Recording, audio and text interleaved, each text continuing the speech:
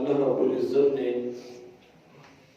انسان کو اپنی بندگی اور عبادت کے لیے پیدا فرمایا۔ ہر انسان اپنی زندگی کے اندر دو طرح کا سفر کرتا ہے،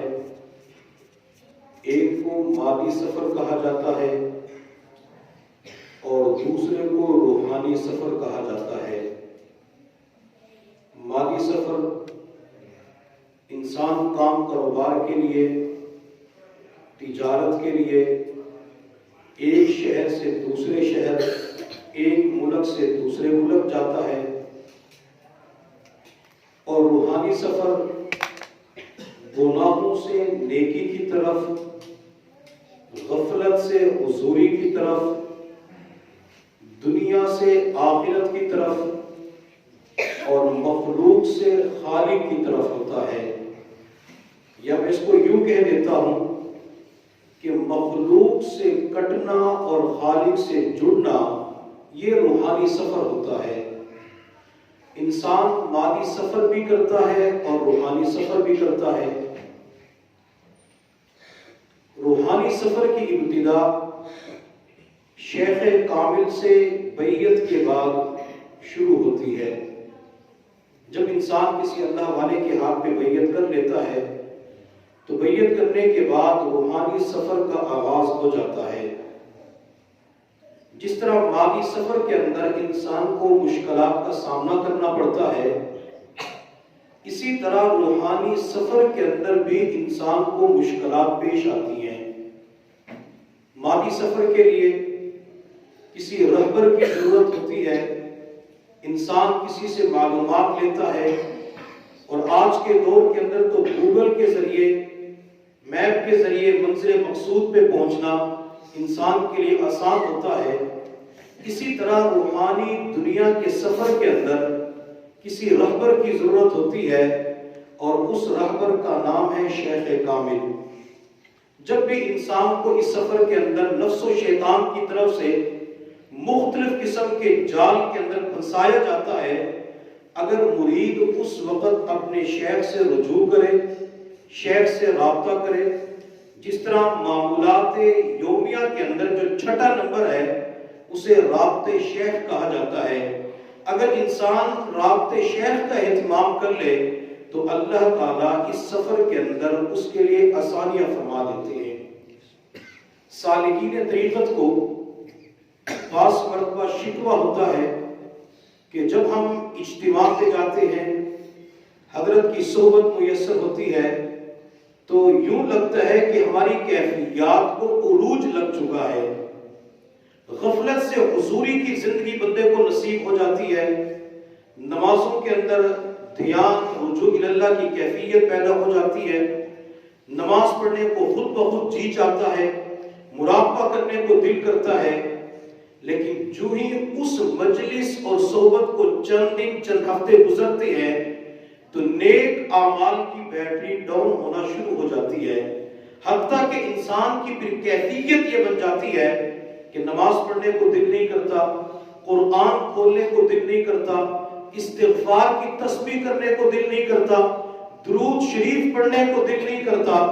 حتیٰ کہ انسان نماز پڑھنے کے لیے مسجد کی طرف آنا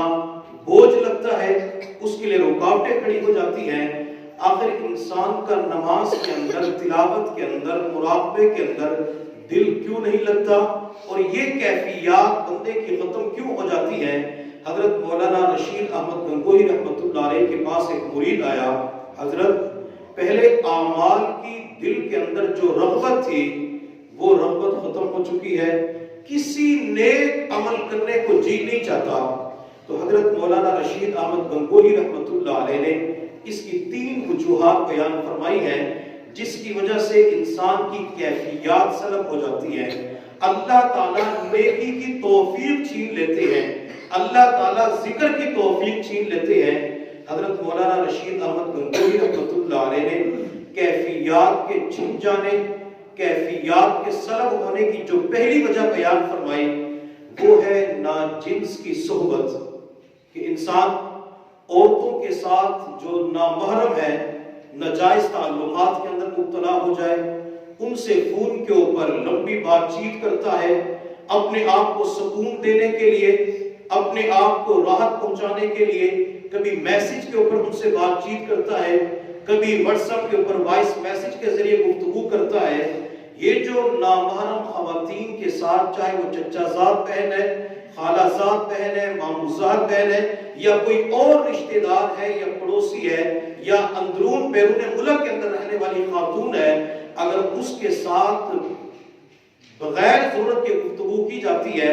تو یہ ناجنس کی صحبت ہوتی ہے۔ اور اسی طرح جو امرد قسم کے لڑکے ہوتے ہیں جن کے چہرے پہ داڑھی نہیں آتی، جو خوبصورت قسم کے ہوتے ہیں، اور شیطان ان کا میلان بندے کے قریب کر دیتا ہے اور بندے کے دل کے اندر ان کی رغبت پیدا ہو جاتی ہے۔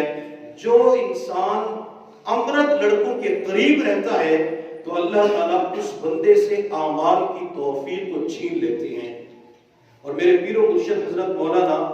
پیر ذوالفقار احمد نقشبندی دامت برکاتہ العالیہ فرماتے ہیں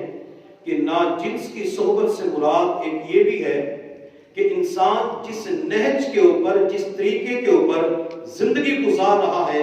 یہ اس بندے کی صحبت کو اختیار کرتا ہے، اس کے ساتھ گپ شپ کرتا ہے، اس کے ساتھ زیادہ اٹھنا بیٹھنا ہے جو اس کے نہج اور راستے کے اوپر نہیں چل رہا۔ میرے حضرت تو یہاں تک بھی فرماتے ہیں اگر کوئی انسان دنیا دار ہے اور ہر وقت اس کی زبان پہ دنیا کے تذکرے ہوتے ہیں، اس کے دن کے اجالوں میں دنیا کے تذکرے ہوتے ہیں، رات کے وقت جائیں تو دنیا کے تذکرے ہوتے ہیں، ہر وقت اسے مال کی فکر ہوتی ہے، اگر کوئی بندہ اس کے پاس جا کر گپ شپ کرتا ہے، اسے دوستی لگا لیتا ہے، تو اس کے ساتھ بیٹھنے کی وجہ سے اللہ تعالیٰ دل کے اندر جو اعمال کا نور ہوتا ہے اسے ختم کر دیتے ہیں، حتیٰ کہ اللہ کی محبت ختم ہو جاتی ہے اور دنیا کی محبت بسیرا کر لیتی ہے۔ اور مشائخ نظام ناجنس کی صحبت کے اندر یہ بھی فرماتے ہیں کہ بندہ عاملوں کے ساتھ رابطے کے اندر رہے، عاملین کے پاس وقت گزارے۔ یہ جو جعلی قسم کے عاملین ہوتے ہیں جو کالا علم اور سفلی عملیات کا اہتمام کرتے ہیں اور جو لوگوں کے مستقبل کے بارے میں غیب کی خبریں بتلاتے ہیں، اگر انسان ان کی صحبت اختیار کرے، ان کے ساتھ رابطے کے اندر رہے، تو اللہ تعالیٰ بندے سے اعمال کی جو کیفیات ہوتی ہے اس کو چھین لیتے ہیں، سلب فرما لیتے ہیں۔ چنانچہ سہارنپور مدرسے کے اندر ایک طالب علم تھا، مدارس کے اندر عصر کی نماز کے بعد چھٹی ہوتی ہے، وہ طالب علم چہل قدمی کرنے کے لیے مدرسے سے کچھ فاصلے کے اوپر گیا تو وہاں کچھ پنڈت گزر رہے تھے، تو جب اس طالب علم نے دیکھا کہ پنڈت گزر رہے ہیں تو یہ ان کے قریب ہو گیا اور دیکھنے لگا کہ یہ پنڈت کیسے گزرتے، کیا کرتے ہیں۔ کچھ فاصلے کے اوپر جا کے وہ پنڈت بیٹھ جاتے ہیں، یہ طالب علم بھی ان کے پاس بیٹھ گیا۔ اب جو ہی یہ طالب علم ان کے پاس بیٹھا تو اس کے دل کے اندر جو اعمال کا نور تھا، اعمال کی روشنی تھی، وہ روشنی اسے ختم ہوتے ہوئے نظر آئی۔ تو جب یہ وہاں سے واپس آیا تو شیخ الحدیث حضرت مولانا زکریا رحمۃ اللہ علیہ کی خدمت میں حاضر ہوا۔ حضرت مجھے تو یوں لگتا ہے کہ اللہ تعالیٰ نے ہر چیز کو مجھ سے ختم کر دیا ہے۔ میں نے مغرب کی نماز پڑھی تو مجھے یوں محسوس ہو رہا تھا کہ میں نماز نہیں پڑھ رہا۔ تو شیخ الحدیث مولانا زکریا رحمۃ اللہ علیہ نے فرمایا کہ تو نے جو تھوڑا سا وقت پنڈت کے پاس گزارا ہے اس کی نحوست ہے کہ اللہ تعالیٰ نے اعمال کا نور ختم فرما دیا۔ پھر شیخ الحدیث مولانا زکریا رحمۃ اللہ علیہ نے فرمایا کہ آپ رائے پور چلے جائیں۔ اس وقت رائے پور ذکر کا مرکز کہا جاتا تھا، جہاں حضرت مولانا عبد القادر رائے پوری رحمۃ اللہ علیہ رہا کرتے تھے۔ یہ طالب علم سہارنپور سے رائے پور کی طرف گیا، حضرت مولانا عبد القادر رائے پوری رحمۃ اللہ علیہ کی مجلس کے اندر چند دن گزارے، تو چند دن گزارنے کے بعد پھر اس طالب علم کی کیفیت